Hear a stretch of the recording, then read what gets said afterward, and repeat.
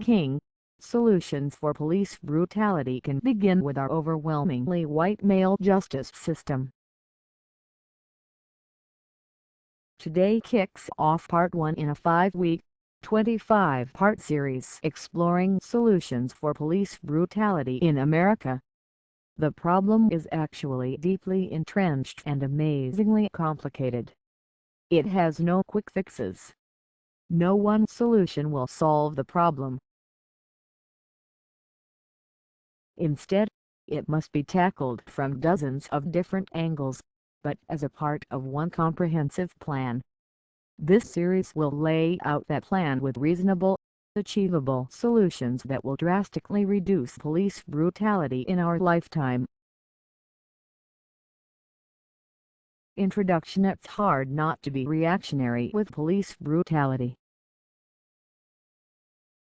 When we see horrific videos like we did earlier this month of the police murders of Alton Sterling and Philando Castile, the sheer horror forces viewers to want quick justice and immediate solutions that can fit easily into a tweet or Facebook post. Police brutality in America is a constant, everyday fact of life. In 2015, by American police. Other nations have not had that many people killed by their police in the entire history of their country. It's not abnormal for American police to kill more people in a day than most nations have killed by police in an entire year. The daily stream of brutality has an unintended consequence. It makes seeing the deeper sources of the problem difficult. In effect, a few times a week, we feel like our house is on fire.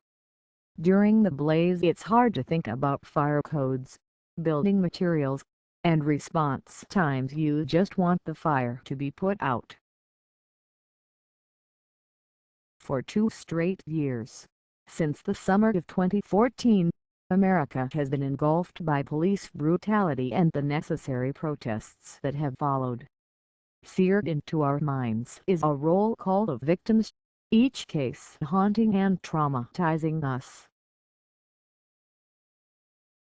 Before we are able to effectively wrap our mind around one case, another one happens, then another, and another. The cycle is not only vicious, it's disabling. While we were protesting the police killing of Eric Garner, John Crawford was killed. While we were protesting the deaths of Eric Garner and John Crawford, Mike Brown was killed. While we were protesting the deaths of Garner, Crawford, and Brown, Darian Hunt was killed. Of course we reacted to each of those cases, and hundreds like them. We should react, but we must find a way to do something that is nearly impossible. While our house is on fire, while we are traumatized and distraught at the sight of such loss, we must simultaneously find a way to wrap our mind around the systemic causes of police brutality and remind ourselves that it is not just extrajudicial killings by law enforcement, but also encompasses profiling, verbal threats, intimidation, harassment, violent arrests, assaults, and more. Every reasonable American, and now millions of reasonable people all over the world, know that police brutality is real. That is no small victory. It took not only the revolution of media coverage, but thousands of protests to get us to the point where the problem of police brutality is so widely known and acknowledged. Everything that got us to this point, the marches, the hashtags, the trending topics, the sit-ins, must continue. This conversation, for the next 5 weeks, should be seen as a complement to those struggles and not a replacement.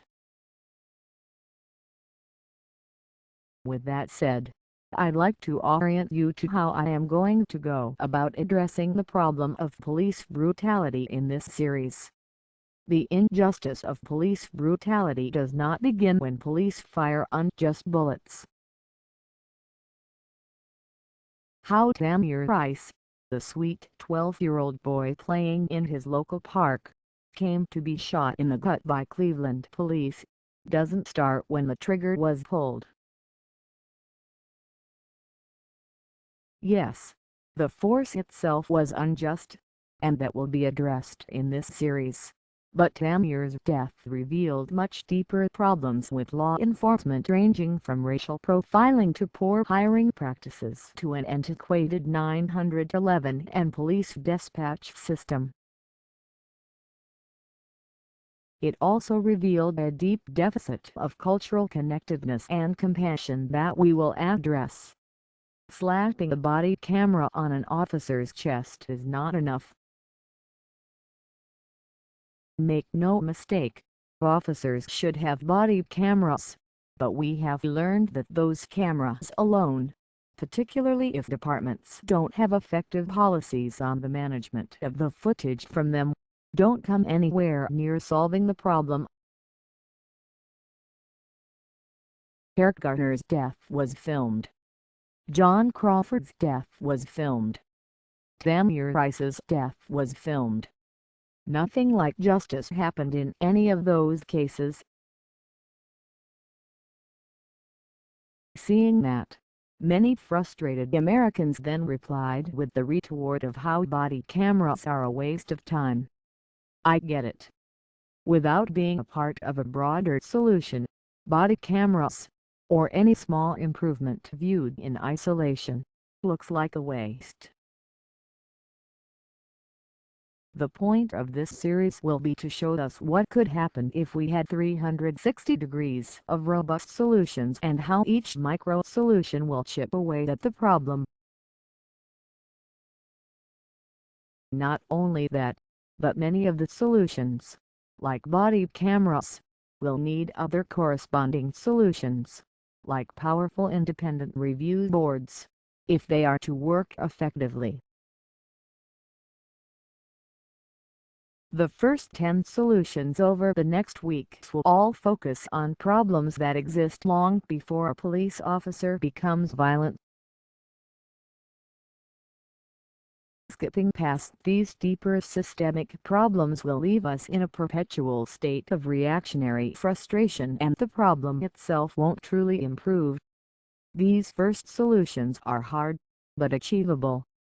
They are costly, but necessary. One last note. After today, I will not give a robust introduction to the broader issue of police brutality, but will jump right into a unique solution: fixing our supply crisis. The revolution from the inside out. Over the past 2 years, I've spoken at dozens of middle schools, high schools, colleges, universities, charities, and corporations. I've interacted with tens of thousands of students and staff members, not only at those events, but online on Twitter and Facebook. Somewhere near 0% of them have expressed that they want to become police officers, sheriffs, jail guards, prison wardens, prosecutors, or district attorneys. This is a major problem. It's a not new problem, but the percentage of African Americans, Latinos, Native Americans, and even woke white people who want to enter law enforcement-related fields, after the past 2 years of clearly pronounced injustice, has to be nearing an all-time low. When I asked students at Harvard, Princeton, and Yale how many of them intended on entering any of those positions, not a single person said yes.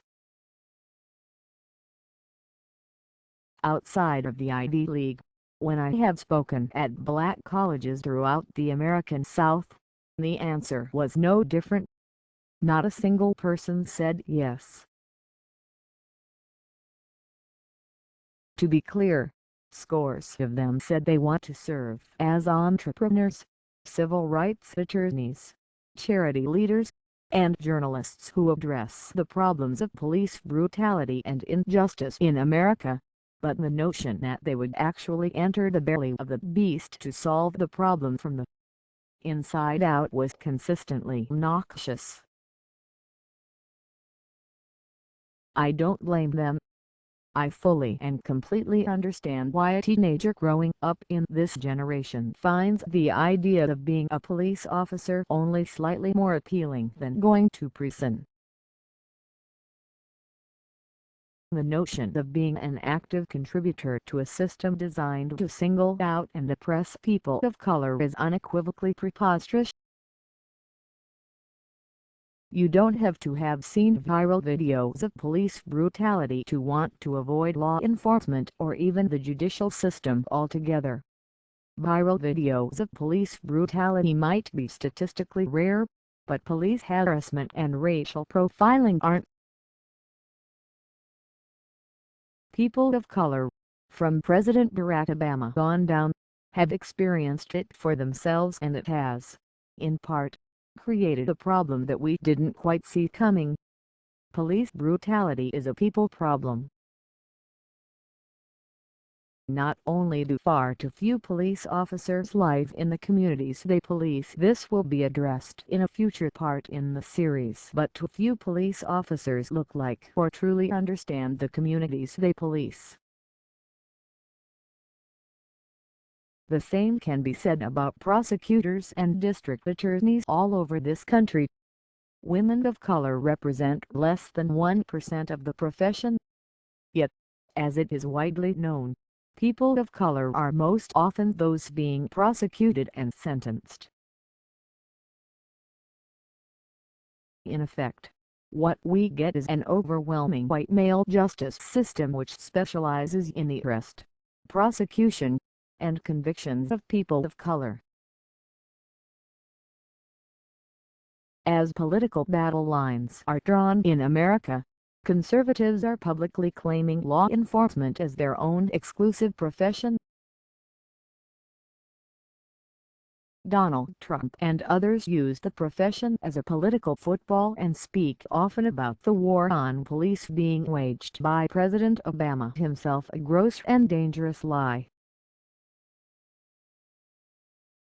Men like Sheriff David Clarke of Milwaukee demean the entire Black Lives Matter movement and further advance the notion that liberals hate police. The consequence is that the profession is being positioned as a purely conservative one. In the end, we get out what is put in, and the supply to the profession is clearly on the path to becoming increasingly white and conservative.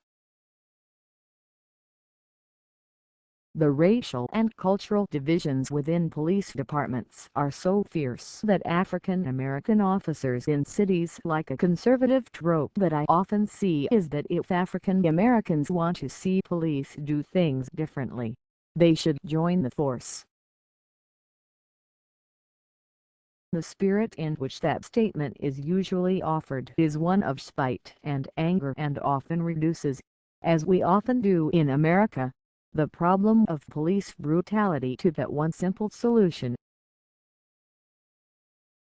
While I stand in complete opposition to the spirit in which that statement is often offered, I do find some truth in it. Every police department, even if the overwhelming majority of police officers are conservative and white, should follow standards, rules, and practices which prohibit profiling and brutality.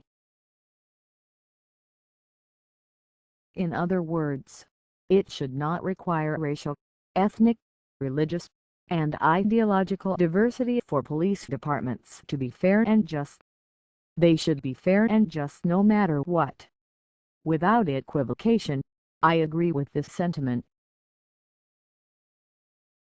The same should be true for Fortune 500 CEOs, general managers in professional sports, and leading executives in entertainment and music. If they are all white, they should still be held to a very high standard. Their whiteness does not forgive injustice. Of course not. However, we all know and widely accept that all of those fields need fair and balanced representation from all groups of people at every level of the enterprise. The NFL and NBA shouldn't just have amazing black athletes, but amazing black GMs, head coaches, and VPs. This is widely accepted as true. We can't just have black athletes and black janitors and ticket takers in professional sports, but each sport should have balance throughout every level. Law enforcement and the entire criminal justice system are no different. At the very least, police departments and prosecutors' officers should look and feel like the cities they are in. Very few do, and this is not just about race, but about culture and worldview. Unless these fields have a steady supply of staff and leaders who look and feel and think like the broad swath of America, we are in trouble, and we will stay in trouble. Period. Yes, we must overlay on the current departments. We have more rigorous policies and guidelines, but it would only be a cosmetic change if we don't also drastically improve the supply of who does the actual work. Cities and states must drastically overhaul their recruitment efforts among communities of color and in institutions which produce diverse ways of looking at the world. Lord knows I don't want to encourage my own 5 children to become police officers, but we must eventually get to the point as parents where some of us at least make it an option for our own children. Law schools must do more to encourage students to consider becoming righteous prosecutors and district attorneys. Do you even know the name of your district attorney? I don't ask that as an accusatory diss. Most people don't know their DA, and I get the impression that many DAs want it to stay that way. That's how 95% of elected prosecutors in America got to be white in the first place. Do you know the name and political positions of your local sheriff? Did you even know that your local sheriff was elected? We must flood those races not only with our votes and interest, but with qualified candidates who care about solving the systemic challenge of police brutality. But it all begins right here with an awareness that by chronically avoiding certain professions we may be unintentionally aiding in our own oppression. As long as the supply of police and prosecutors are coming from the current homogeneous pipeline, we're going to get a lot more of this same old system. My intent here is to give us a solution that is in our hands.